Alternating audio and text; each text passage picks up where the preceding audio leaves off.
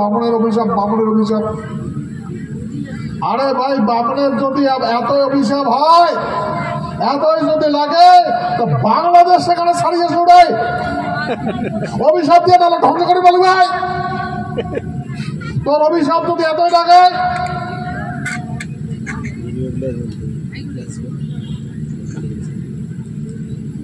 বাংলাদেশে ছাড়িয়ে পালানো কা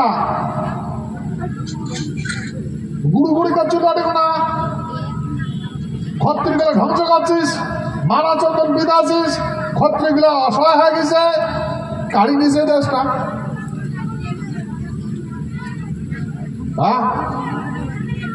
এমন করিয়া এটা বুঝাইছে পরীক্ষিত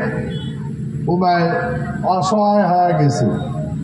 কি করম মরবি না, সাপে ঠকাইবে নাকি, সাপে ঠকাইবে না, এখন ভাবি আসবো। তারপরে এই বামনে বুদ্ধি দিছে, তুই যদি ভাগবতের কথা শুনিস তাহলে তুই মরবু না, বুঝছেন? তাই এমন করে যোগ্য আলোচনা আয়োজন করছে পরীক্ষিত। এই কত দিন রাতি যাবত রাজা পরীক্ষিত ভাগবত কথা শুনেছে। ক্যান করি মরিবে, মরিলে আত্মাটা কোটে যাবে, কি হবে কোটে, ক্যান করে যাবে, ক্যান করে পা মুক্ত হবে। ভাগবত আছে মরার কাহানি, বুঝছেন? এই কাহানি শুনিয়া যখন কাহানি শেষ, ভাগবত আর কত কবে, একটা কথা কয়বার মেলনা লাগবে। ভাগবত যখন শেষ, তারপরে বামন গুলা কইছে কাকে জানা নাই, বেশ বেদক বেশ, বুঝছেন? বামন বলে এরা তোর শেষ হয়ে গেছে, আর তুই মরবু না।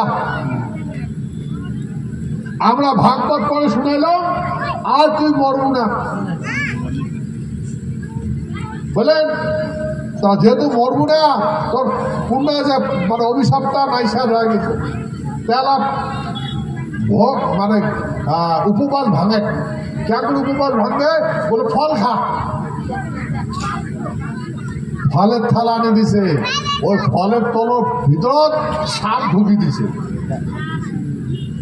বুঝছেন? সাপ ঢুকি দিছে, তো যেই ফল কামড়াইছে, ফল ভাঙছে, ওর দিকে সাপ বাড়ি করিয়া কপালে ঠকাইছে, মরে গেছে।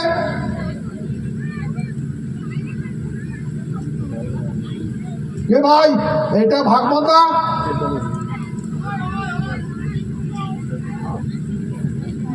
আমার এই অসভ্য মানসিগুলা, আমার মানসিগুলা বরবাদ করেছে ভাগবত পড়ে পড়ে।